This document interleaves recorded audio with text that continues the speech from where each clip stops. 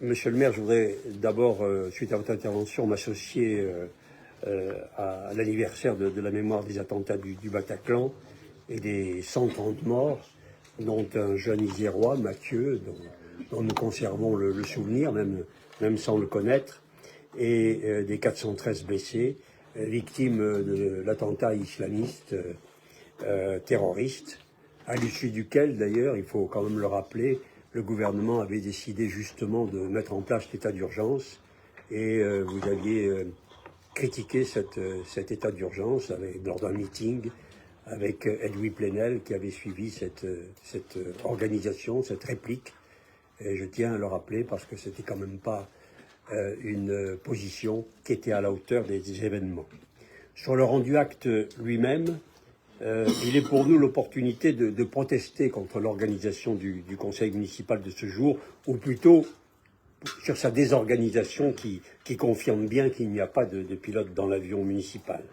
Vous aviez fait mettre une liste de délibérations qui concernait des avenants pour meubler le bouclier social et climatique, confirmant d'ailleurs le vide absolu de cette com municipale, et puis devant des protestations émises en conférence des présidents par d'autres groupes, elles ont été reportées.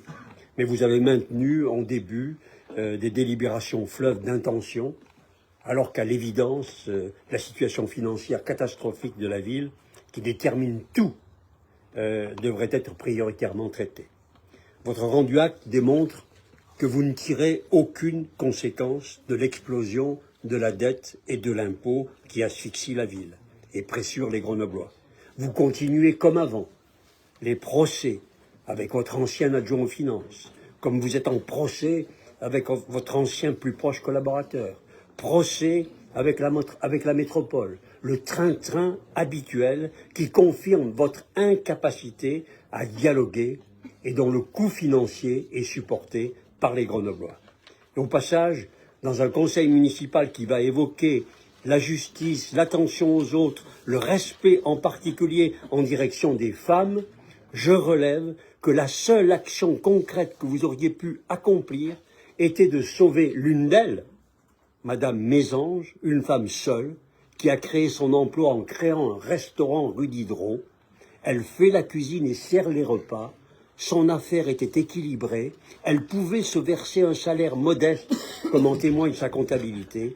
Mais la ville et la métropole qui réalisent 5 millions d'euros de travaux dans ce secteur, qui ferme la rue 2 ans, elle est donc assassinée, et la ville de Grenoble est en justice pour lui refuser toute indemnisation.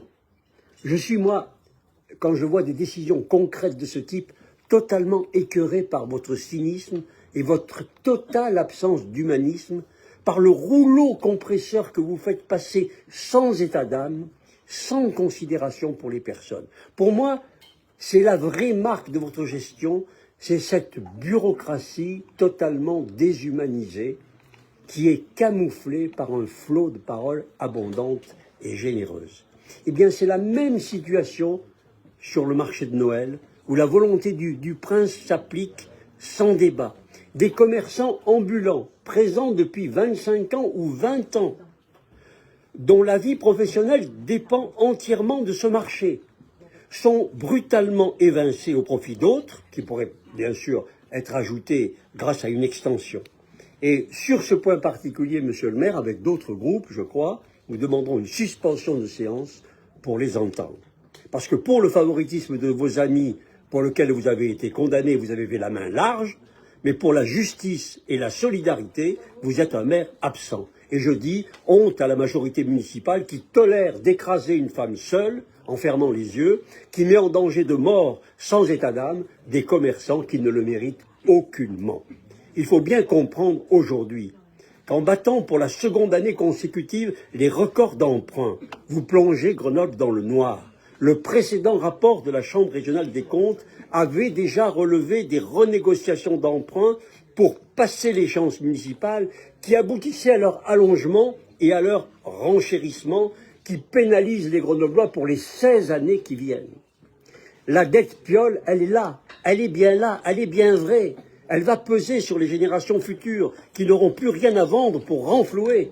puisque vous aurez aussi vendu tous les bijoux de famille et que vous n'en avez créé aucun. Vous plombez Grenoble avec une dette qui pulvérise la moyenne des villes comparables, une dette qui s'accroît chaque année, une dette qui est déjà dépassée par rapport à vos propres annonces, une dette que vous tentez de camoufler pour l'avenir en ne parlant que de la dette du budget principal, une dette qui sera à minima de près de 300 millions en 2026, alors qu'elle était de 250 à votre arrivée. On peut remonter, comme je le lis aujourd'hui, à Dubedou, à mes municipalités, à celle de Michel Destaut, mais c'est bien la vôtre qui aura augmenté de 20% la dette pendant votre mandat. Et cela, c'est un fait. Mais il y a aussi des dépenses de fonctionnement phénoménales qui explosent. Jamais la ville n'aura connu dans son histoire des dépenses de fonctionnement aussi élevées par rapport aux villes de sa catégorie. Vous avez totalement manqué, et c'était pourtant dans la période où vous étiez ami avec Christophe Ferrari, dans les 6 premières années, vous avez totalement manqué la mutualisation, la métropolisation, qui était une chance pour Grenoble et dont vous avez fait un boulet. Vous ne pouvez pas incriminer le président, puisque dans cette période, vous étiez très proche de lui et vous aviez même décidé de le choisir comme président. À l'occasion de ce rendu acte, monsieur le maire, à voir la liste des procédures que vous poursuivez ici et là, je voudrais vous demander de nous écouter et de renoncer à amener les Grenoblois dans le mur. Brigitte Boer, dans le cadre de notre question orale, qui malheureusement arrivera tard en fin de conseil, vous fera à nouveau en notre nom des propositions. Nous le disons ici solennellement, et certains de vos amis qui ont occupé des responsabilités importantes auprès de vous, dans les finances de la ville, ne le cachent plus. Donc nous ne sommes pas les seuls. Ils disent comme nous que la perspective, c'est la faillite, c'est-à-dire ce qu'on appelle donc dans le langage comptable, dans le langage, c'est la mise sous tutelle. Et que pour l'éviter, chaque fois, c'est ou la hausse massive des impôts, ou le recours à la dette aussi massif, ou les deux.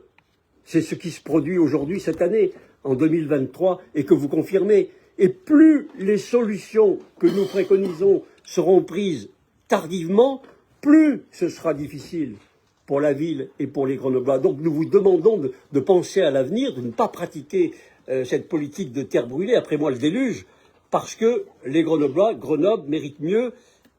Ils méritent de voir leur avenir protégé plutôt que de voir leur avenir interdit. Et sans les mesures financières, sans un changement de braquet, une réorganisation et une restructuration, vous continuerez à conduire Grenoble dans le mur. C'est très grave pour aujourd'hui et c'est surtout très grave pour demain.